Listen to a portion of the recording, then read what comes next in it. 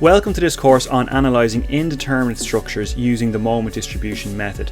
The aim of this course is to give you the tools and techniques that you're going to need to determine the bending moment diagram, shear force diagram and deflected shape for statically indeterminate structures. I'm Dr. Sean Carroll. I'm a chartered engineer, a fellow of the Higher Education Academy in the UK, and I'm a senior lecturer in structural engineering.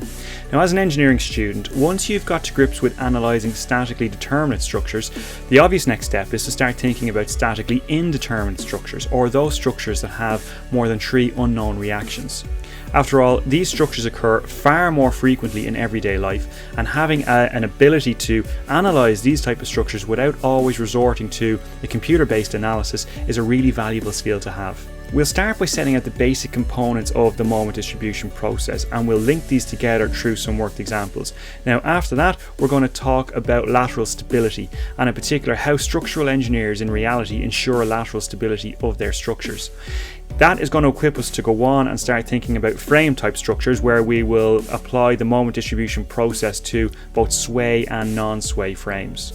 The emphasis throughout this course is on worked examples for you to try first before watching me walk you through the solution. This course is suited to any engineering student, although students of civil and structural engineering are going to find the course particularly valuable.